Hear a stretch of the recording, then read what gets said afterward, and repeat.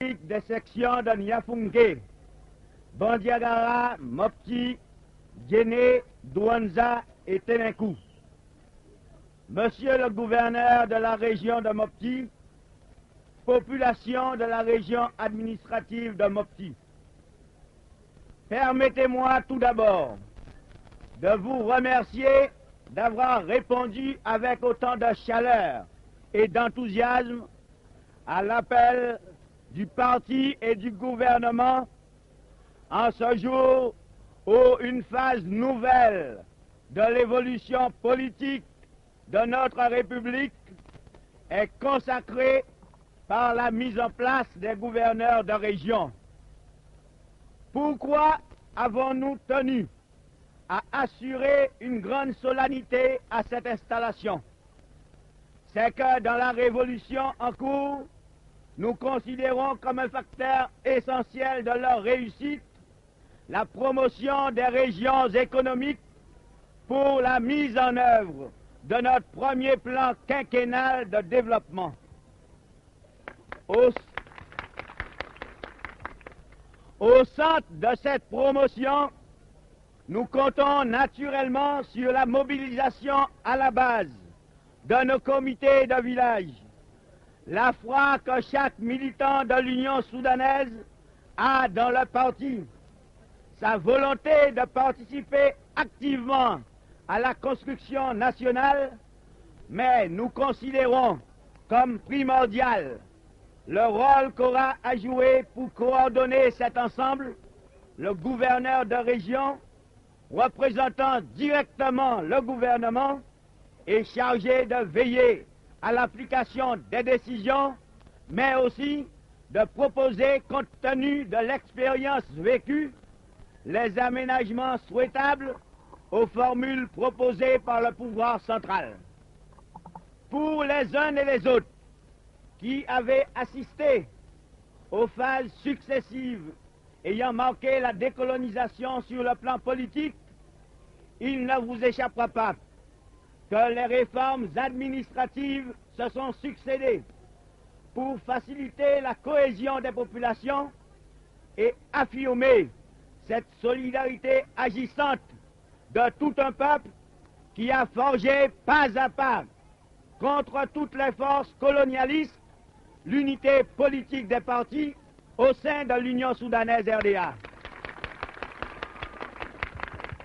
Ces réformes devaient permettre d'asseoir, à côté des organismes politiques existants, des organismes administratifs correspondants.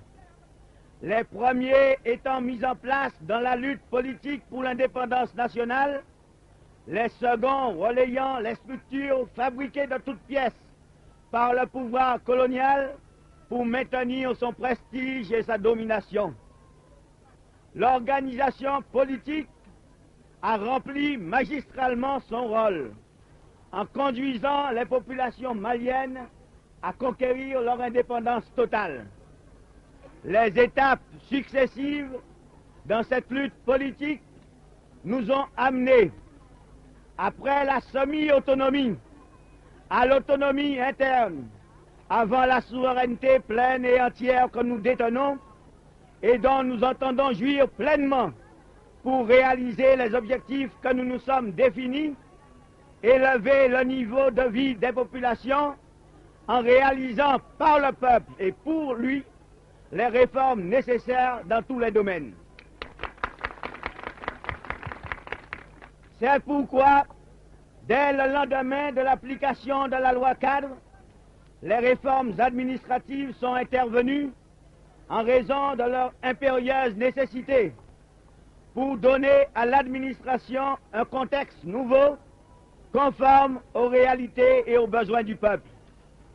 Collectivité villageoise, avec le conseil de village, c'est la cellule de base initiale de la vie administrative qui prend naissance, en retard évidemment sur le comité de village, véritable cellule de base du parti, où chaque militant a puisé dans la lutte les nécessités, les méthodes et les moyens de la révolution. Les villages sont groupés en arrondissements Et c'est à ce niveau que nos comités de village ont automatiquement ressenti la nécessité de se réunir en une sorte de comité d'arrondissement pour bien montrer leur désir de voir assumer les responsabilités administratives en étroite collaboration avec les organismes politiques. Les cercles sont demeurés avec des limites géographiques adaptées dès lors au vrai contexte politique et économique, tandis que les subdivisions progressivement disparaissent. Enfin, le gouvernement a créé les régions administratives, groupant chacune plusieurs cercles. La loi numéro 65 de l'Assemblée nationale de la République du Mali du 7 juin 1960 a consacré la mise en place de notre infrastructure administrative basée sur les données objectives de notre économie et dans le but d'assurer une nécessaire décentralisation du pouvoir central. Ces régions ont comme fondement de leurs limites géographiques un ensemble de données économiques qui ont permis de diviser la République en 6 grandes zones de développement. Dès lors, dans le plan, il fallait établir une unité d'action par zone pour mieux suivre l'exécution des programmes. Voilà, dans le cadre de la région, avec à sa tête le gouverneur de région, et demain, lorsque les circonstances le permettront, l'Assemblée régionale, élue démocratiquement au suffrage universel. Je voudrais, avant d'examiner avec vous quelques aspects du contenu régional de notre action dans les différents domaines politiques, économiques, social et culturel, faire une brève analyse de notre évolution dans le contexte africain et international et affirmer les conditions objectives de la révolution malienne. Il est en effet certain aujourd'hui que, pour tous les observateurs neutres, l'un des aspects positifs de la création de la Fédération du Mali, de sa survie éphémère, demeure qu'elle a sapé les fondements mêmes de l'ensemble fédéral franco-africain et entraîné les États de l'ex-communauté française dans la voie juste de la revendication de leur indépendance.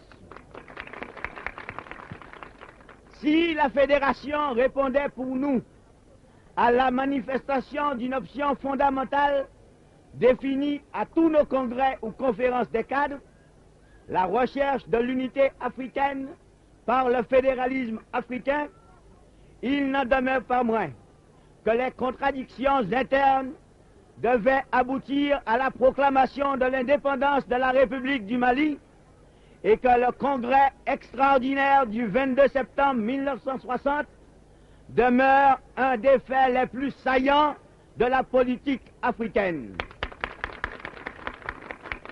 Car il a créé de nouvelles conditions, cette fois, dans un contexte résolument révolutionnaire, pour saper une autre fiction juridique, la communauté rénovée. Ainsi, notre parti a joué son rôle sur le plan africain. Il a, en temps opportun, été l'élément moteur pour que certains peuples africains recouvrent les moyens de mettre un frein à la domination coloniale. Mais le Congrès, en prenant acte de tous ces faits, a projeté les tâches précises au parti et au gouvernement. Elle se résume dans la consolidation de l'indépendance politique, la mise en œuvre d'une économie planifiée, basée sur notre option socialiste et les exigences de la construction nationale. Tous ces facteurs devant nous conduire infailliblement sur la voie de la véritable indépendance économique.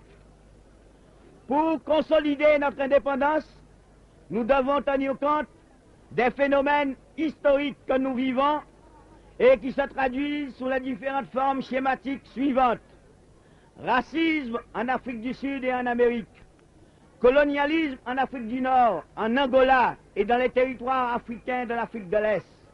Néocolonialisme au Congo, au travers d'une des plus belles institutions internationales, l'ONU, qui a perdu là son prestige et son autorité. Néocolonialisme dans certains États africains dits indépendants, à travers des responsables africains qui sont les soutiens des puissances coloniales.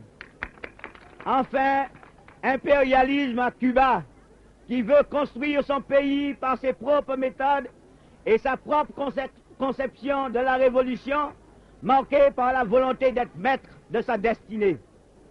Ces aspects multiformes d'une même action nous ont conduits à renforcer notre organisation pour resserrer l'unité du peuple, le mettre en état de mobilisation permanente contre toute tentative subversive venant de l'extérieur ou de l'intérieur. Aujourd'hui, nous pouvons être certains que dans la région de Mopti, par exemple, grâce aux potentialités d'autodéfense, le peuple est assuré à terme de sa victoire contre toute action étrangère, toute forme de colonialisme ou de néocolonialisme dont il a clairement conscience des méfaits. Voilà notre premier impératif. Sur la base du village, de l'arrondissement, de la région, renforcer chaque jour l'organisation, devenir chaque jour plus vigilant, étendre l'action du parti, diffuser ses mots d'ordre, associer de plus en plus les populations aux décisions, en expliquant la portée de nos réformes en fonction du bien-être des masses, favoriser la critique au sein des organismes du parti, mais lutter impitoyablement contre ceux qui n'osent s'exprimer qu'aux sorties des réunions ou assemblées générales. Il peut s'agir de mécontents, attachés parfois à des privilèges particuliers abolis. Il faut les inciter à la critique au sein du parti, car ils ne pourront jamais affronter leurs intérêts particuliers à l'intérêt général des populations. Cette action anti-parti doit être dénoncée et sanctionnée, car elle recèle souvent les germes de la contre-révolution, appuyée par les forces occultes du colonialisme qui n'ont pas désarmé. La consolidation de notre indépendance ne signifie pas que nous nous replions à l'intérieur de nos frontières. Nous considérons que notre lutte politique n'aura pas de sens si elle ne se définissait pas en fonction de l'indépendance totale des pays africains et de la recherche patiente et constante de l'unité africaine. Dans la lutte de tendance, l'Afrique ne jouera vraiment son rôle que lorsque les États auront conçu une forme dynamique pour concrétiser leur solidarité sur tous les plans. Mais l'indépendance réelle n'est réelle que si elle est assortie de l'indépendance économique. Nous élaborons notre premier plan quinquennal de développement pour la période de 1961 à 1965. Il est marqué par notre détermination de réaliser une économie socialiste planifiée.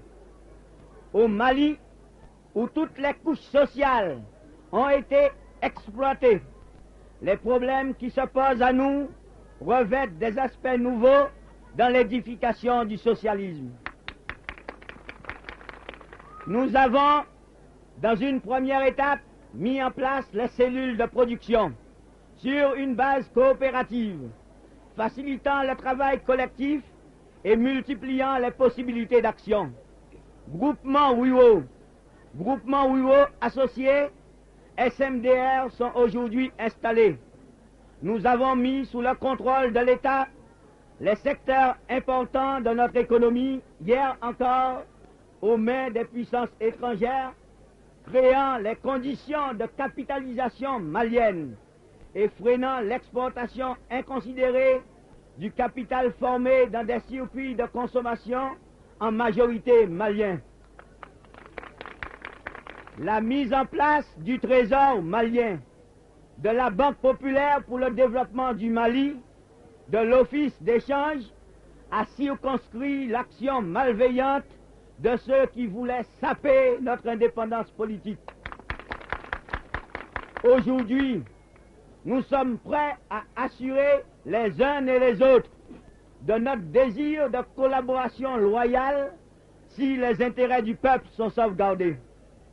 Nous avons créé des organismes et sociétés nationaux, SOMIEX, Office des céréales, Régie des transports du Mali, Compagnie malienne de navigation sous le Niger, Air Mali, Énergie du Mali, relayant dans la plupart des cas les sociétés étrangères dans des secteurs vitaux de l'économie nationale.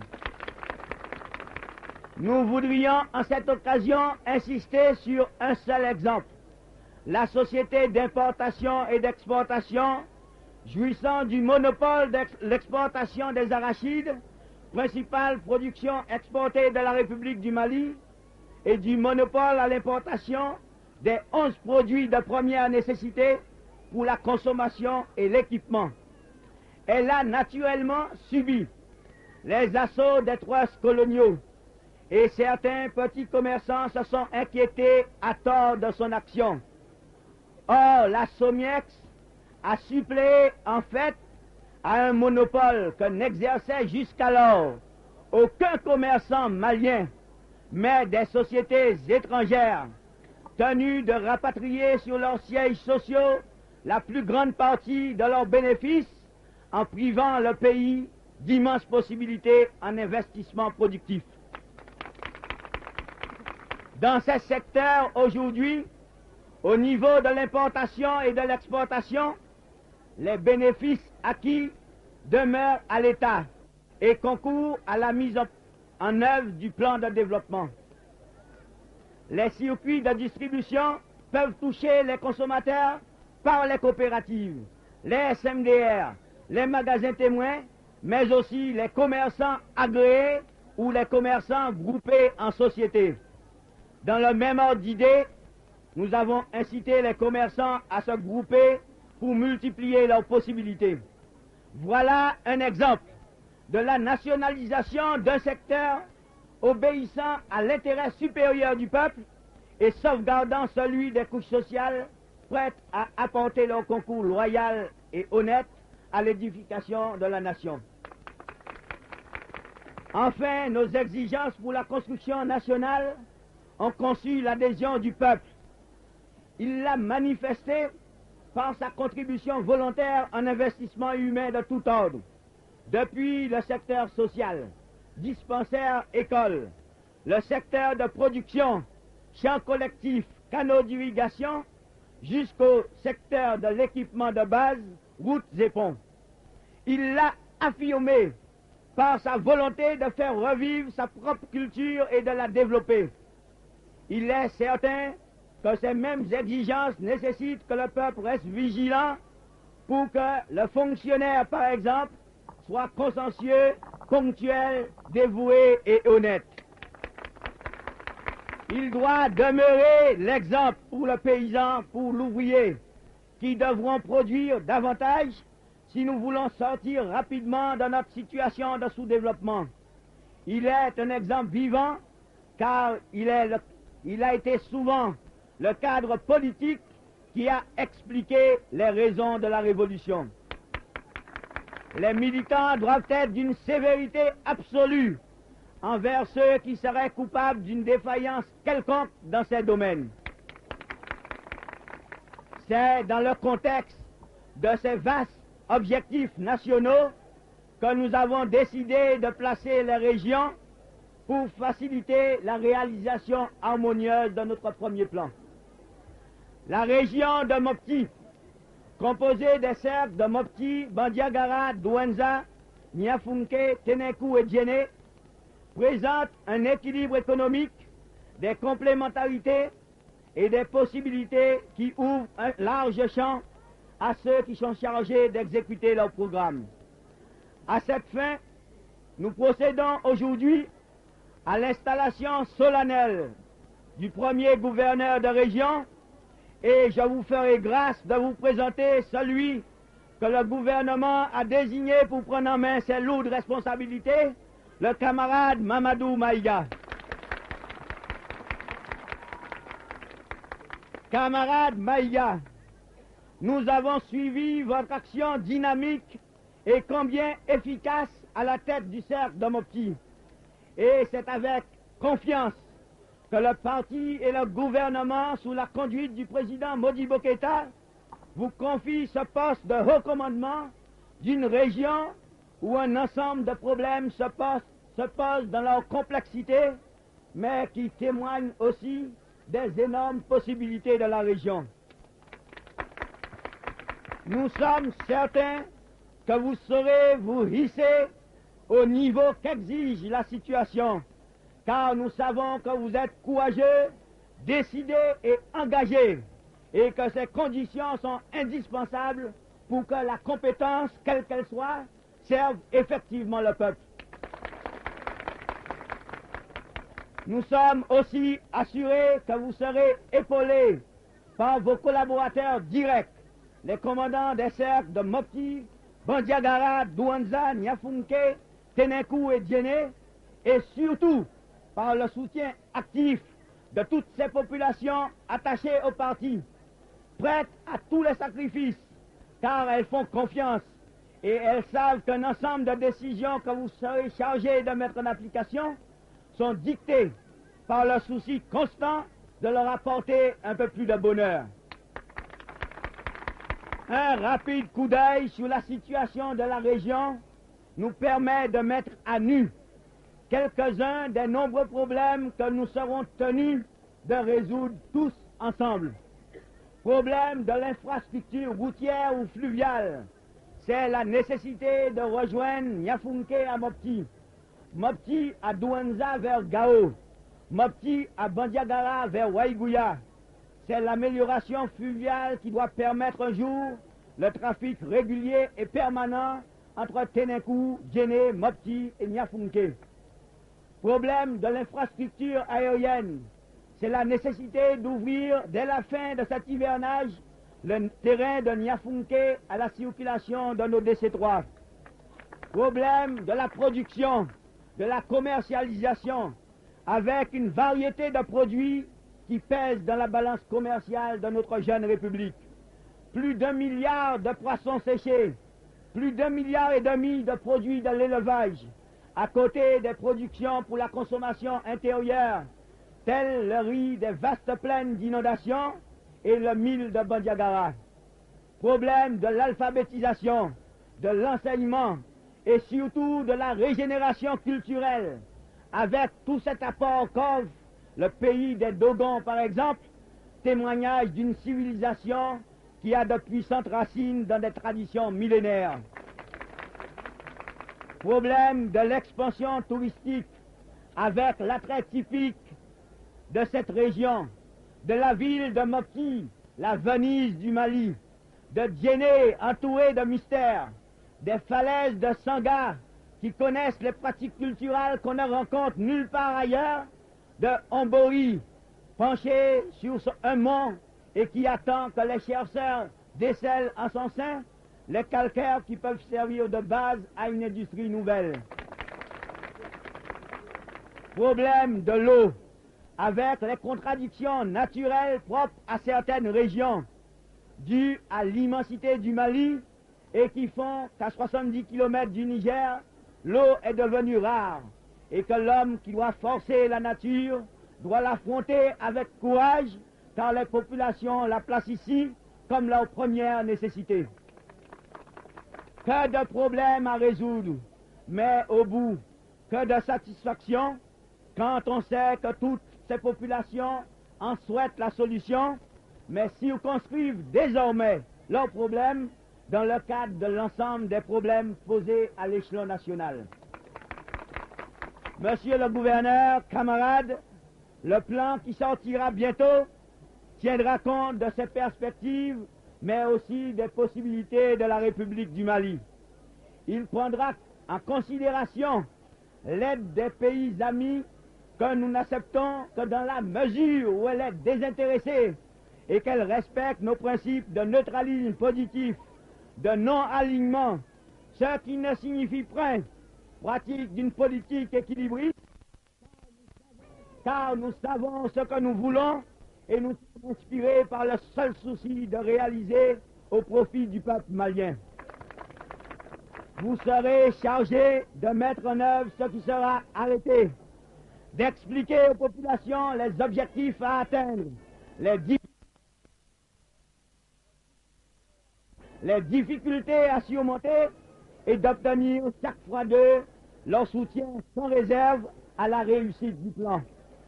Voilà un ensemble de tâches qui vous attendent, monsieur le gouverneur, à la mesure de votre courage.